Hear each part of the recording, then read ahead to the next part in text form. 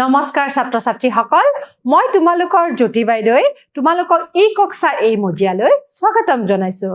ছাত্ৰ ছাত্ৰীসকল যোৱা ক্লাছত আমি আমাৰ মানৱ সৃষ্ট পৰিবেশ আৰু মানৱ সম্পদৰ পাঠ ভিত্তিক অনুশীলনী প্ৰশ্নসমূহ আলোচনা কৰিছিলো আজি আমি ৰৈ যোৱা প্ৰশ্নসমূহ আলোচনা কৰিব ওলাইছো যোৱা ক্লাছৰ প্ৰশ্নসমূহ নিশ্চয় তোমালোকে নিজৰ টুকা বহিত লিখি লৈছা আজি আমি বাকি ৰোৱা প্ৰশ্নসমূহ আলোচনা কৰিম আশা ৰাখিছো এই ভিডিঅ'টোৱে তোমালোকৰ যিবিলাক প্ৰশ্ন আছে সেই প্ৰশ্নসমূহৰ উত্তৰসমূহ পোৱাত সহায় কৰে এতিয়া আমাৰ 5 নম্বৰ প্ৰশ্নটো আছিল সমাজ উন্নয়নত মানৱ সম্পদৰ ভূমিকা ক'ব দিছিলে আমি জানো যে মানৱ সম্পদে এটা নিজৰ প্ৰয়োজন অনুসাৰে কিছুমান পৰিবেশৰ সৃষ্টি কৰিছে মানৱ সৃষ্ট পৰিবেশ কৰিছে যেনেকৈ আমাৰ এখন সমাজ গঢ়িছে শিক্ষানুষ্ঠান বাসগৃহ এইবিলাক প্ৰয়োজন পূৰ কৰিবৰ কাৰণে আমাৰ মানৱ সৃষ্ট পৰিবেশ এটা সৃষ্টি হৈছে এতিয়া মানৱ সৃষ্ট পৰিবেশৰ আন এটা উপাদান হৈছে সমাজ কোনে গঢ়িছে মানুহে নিজে গঢ়িছে এতিয়া সমাজে আমাৰ মানৱ সম্পদ উন্নয়নৰ ক্ষেত্ৰত কি ভূমিকা পালন কৰিছে হেতু সুধিছে আমাক 40টা মান শব্দৰ ভিতৰত লিখিব কৈছে সমাজ উন্নয়নত মানৱ সম্পদৰ ভূমিকা কি লিখিম চোৱাচোন মানুহে জ্ঞান বুদ্ধি কাৰিকৰী কৌশলতাৰ অধিকাৰী আন সম্পদসমূহে মানুহে বিকশিত কৰিছে আৰু মানুহে সেইবাবে সকলো সম্পদৰ তুলনাত শ্ৰেষ্ঠ সম্পদ যিসকল ব্যক্তি শাৰীৰিক আৰু মানসিকভাৱে কোনো উৎপাদনমুখী কাম কৰি সমাজৰ বিকাশৰ অৰিহণা আগবঢ়াবলৈ সক্ষম হৈছে সেই সকল ব্যক্তিয়ে হৈছে মানৱ সম্পদ মানুহৰ বিভিন্ন কাম-কাজে মানৱ সভ্যতাৰ উত্তৰণ কৰাইছে গতিকে মানুহৰ বিভিন্ন কাম-কাজে মানৱ সম্পদৰ উত্তৰণ ঘটাইছে তাৰ মানে কি কৈছে মানুহে বিভিন্ন ধৰণৰ কাৰ্য কৰি আহিছে হয়নে নহয় এই কাৰ্যই কি কৰিছে আমাৰ মানৱ সভ্যতা সলনি কৰি আহিছে সময়ে সময়ে আমাৰ মানৱ সভ্যতা সলনি হৈ গৈ আছে ঠিক আছে মানুহে উদ্ভাৱন কৰা বিভিন্ন সা-সামগ্ৰী আমাৰ জীৱন ধাৰণাৰ মান উন্নত কৰি তুলিছে ছপা যন্ত্ৰ কম্পিউটাৰ কৃত্ৰিম উপগ্ৰহ আদিৰ উদ্ভাৱন পৰিবহন আৰু যোগাযোগ ব্যৱস্থাৰ উন্নতিয়ে গোটেই পৃথিৱীখনকে আজি এখন বিশাল গোলকীয় গাঁৱলৈ পৰিৱৰ্তন কৰিছে গতিকে বিভিন্ন ধৰণৰ আমাৰ যিবিলাক সামগ্ৰী আছে এইবিলাক মানুহে নিজে সৃষ্টি কৰিছে যেনেকৈ ছপা যন্ত্ৰ কম্পিউটাৰ মোবাইল ফোন স্যাটেলাইট হয়নে কৃত্ৰিম উপগ্ৰহ এইবিলাকে কি কৰিছে জানানে আমাৰ গোটেই পৃথিৱীখন এখন ডাঙৰ গাঁৱলৈ পৰিণত কৰিছে তাৰমানে আমি ইটো এখন ঠাইৰ পৰা এখন ঠাইলৈ আমি ভালদৰে যোগাযোগ স্থাপন কৰিবৰ কাৰণে আমাৰ বিভিন্ন ধৰণৰ সৃষ্টি হৈছে গতিকে সেই কাৰণে আমাৰ এটা ঠাইৰ পৰা আন ঠাইলৈ যাবৰ কাৰণে বা যোগাযোগ কৰিবৰ কাৰণে আমাৰ কোনো অসুবিধা হোৱা নাই ঠিক আছে মানৱ সম্পদত চহকী দেশ স্বাভাৱিকতে উন্নত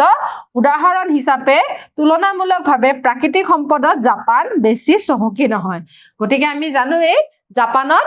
বেছি প্ৰাকৃতিক সম্পদ নাই কিন্তু তাতে মানৱ সম্পদ বহুত আছে কাৰণে মানুহ থাকিলেই নহব মানৱ সম্পদ থকাৰ কাৰণে তাৰে মানুহে কি কৰিছে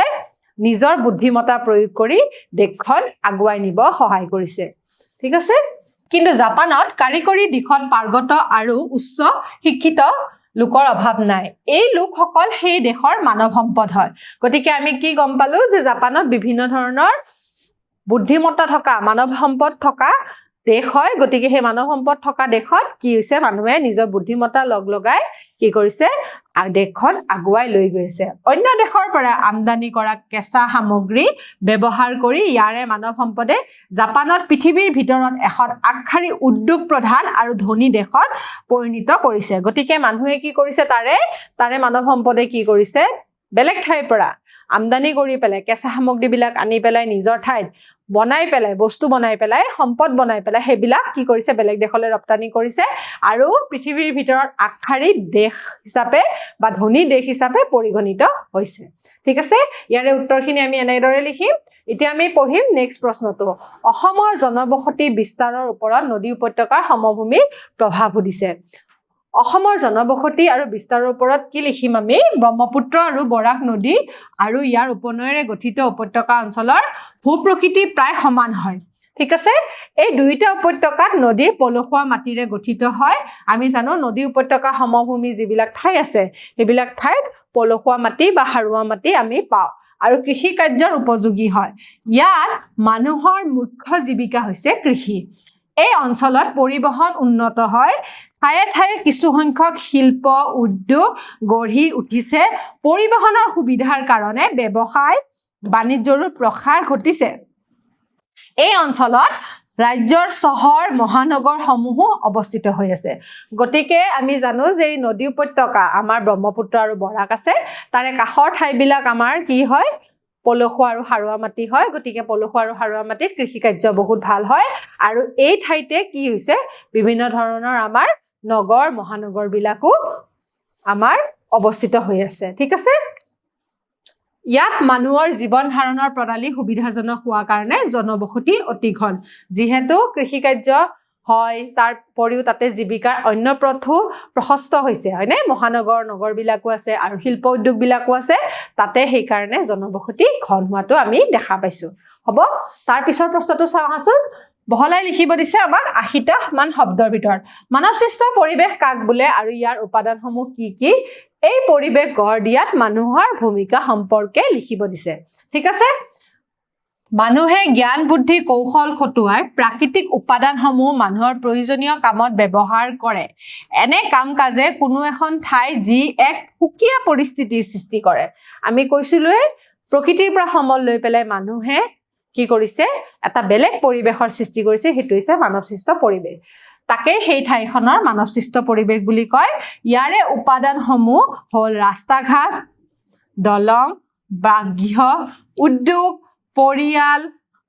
সামাজিক ৰীতি-নীতি কৃষ্টি সংস্কৃতি ধৰ্মীয় আচৰণ শিক্ষা ব্যৱস্থা ৰাজনীতিক কাম-কাজবোৰে মানৱ সৃষ্ট পৰিৱেশৰ উপাদান বুলি কৈছে তাৰ মানে মানৱ সৃষ্ট পৰিৱেশৰ উপাদান বুলি ক'লে অকল আমি যিবিলাক মানুহে ৰাস্তা ঘাট আৱাস গৃহ সেইবিলাক বুলি ক'লেই নহব আমি সমাজো গঢ়িছো হয়নে তাৰ পিছত আমি ধৰ্মীয় অনুষ্ঠানো গঢ়িছো তাৰ পিছত আমি ৰাজনৈতিক দল সেইবিলাকো আমাৰ মানুহে সৃষ্টি কৰা পৰিৱেশ হয় ঠিক আছে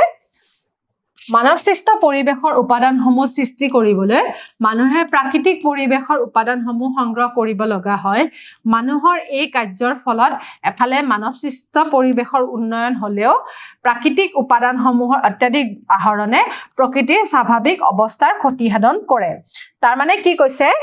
আমি জানো যে আমাৰ মানৱ সৃষ্ট পৰিৱেশ প্ৰকৃতিৰ পৰা সমল লৈ পেলাই সৃষ্টি হৈছে হয় নে নহয় কিন্তু আমি প্ৰকৃতিৰ পৰা সমল লওঁতে আমাৰ কি হৈছে প্ৰাকৃতিক যিবিলাক সম্পদ আছে যি ধৰণে ধৰা বনজ সম্পদ খনিজ সম্পদ এইবিলাক নষ্ট হৈ গৈছে হয়নে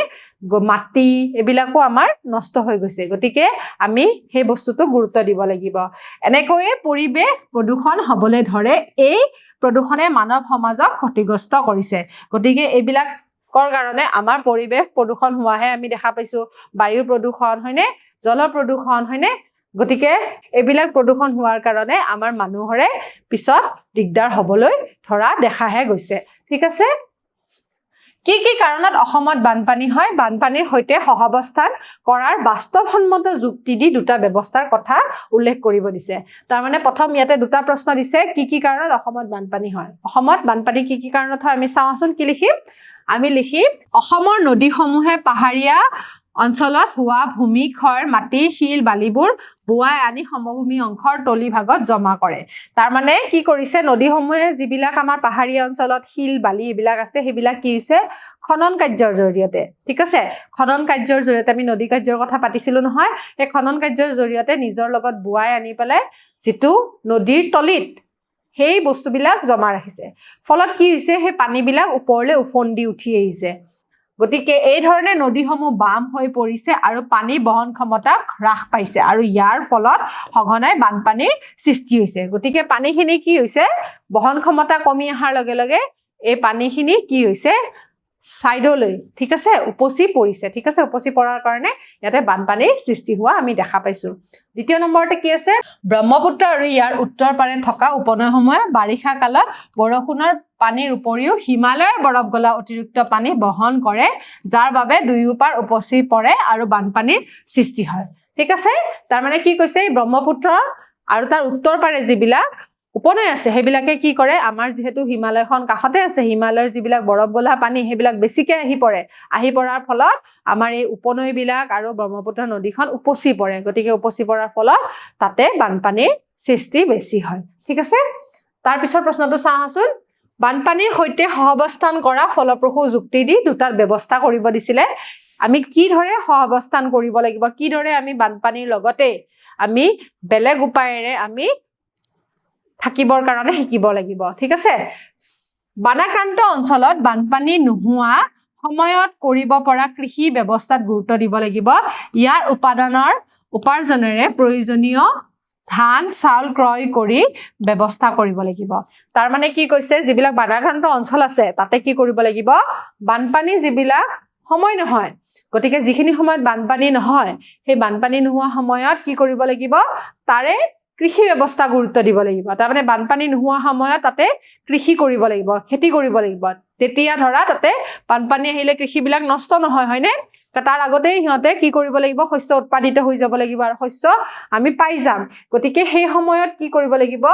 আমি এনেকুৱা খেতি কৰিব লাগিব যিটো বানপানী হোৱাৰ আগতে শস্য সামৰিব পাৰো ঠিক সেইদৰে ইয়াৰে উপাদানৰ পৰা উপাৰ্জনৰ প্ৰয়োজনীয় ধান চাউল ক্ৰয় কৰি ব্যৱস্থা কৰিব লাগিব গতিকে যি আমি উপাৰ্জন পাওঁ সেই জৰিয়তে আমি ধান চাউলবিলাক ক্ৰয় কৰি থব লাগিব ঠিক আছে বানপানী হোৱাৰ আগতে প্ৰয়োজনীয় ঔষধ খাদ্য সামগ্ৰী আৰু অস্থায়ী গৃহ নিৰ্মাণৰ সামগ্ৰী বীজাণুনাশক দ্ৰব্য মজুত কৰি ৰাখিব লাগিব তাৰ মানে কি কৈছে বানপানী হোৱাৰ আগতে যিবিলাক আমাৰ প্ৰয়োজনীয় বস্তু সেইখিনি আমি আগতে ৰাখি থব লাগিব আমি এনেকুৱা ঘৰ বনাব লাগিব যেটো হয়তো আমি অস্থায়ী হিচাপে নিৰ্মাণ কৰিব পাৰো হয়নে সেইবিলাক আমি ব্যৱস্থা কৰিব পাৰো কিছুমান জায়গাত আমি দেখা পাওঁ চৰচাপৰিত আমি টিঙৰ ঘৰ বনোৱা দেখা পাওঁ মানে আমাৰ বেৰবিলাকো টিঙেৰে বনায় যাতে তেওঁলোকে টিংবিলাক খুলি পেলাই লৈ ফুৰিব পাৰে ঠিক আছে এনেকুৱা ধৰণৰ আমি ব্যৱস্থা কৰিব লাগিব যিবিলাক খাদ্য সামগ্ৰী ধৰা আমি চিৰা বা শুকান বস্তু সেইবিলাক ৰাখি থব লাগিব যেতিয়া বানপানী আহে তেতিয়া আমাক খাদ্যৰ অভাৱ হয় তেতিয়া আমি সেইবিলাক বস্তু ব্যৱহাৰ কৰি পেলাই আমি জীৱন নিৰ্বাহ কৰিব পাৰিম ঠিক আছে আৰু কি কৈছে বীজাণুনাশক দ্ৰব্য যিবিলাক আমাৰ ঔষধ পাতি জৰুৰী হয় সেইবিলাক আমি লগতে ৰাখিব লাগিব হ'ব গতিকে ছাত্ৰ ছাত্ৰীসকল আজি আমি এই পাঠৰ গোটেইকেইটা প্ৰশ্ন আলোচনা কৰিলো আশা ৰাখিছো তোমালোকে প্ৰশ্নসমূহ ভালদৰে বুজি লৈছা তোমালোকে ভালদৰে নিজৰ টুকা বহীত লিখি লবা আৰু ভালদৰে পাঠটো আকৌ এবাৰ পঢ়ি চাবা গতিকে অহা ক্লাছত এটা নতুন পাঠ লৈ তোমালোকৰ মাজলৈ আকৌ আহিম তেতিয়ালৈ সামৰিছো ধন্যবাদ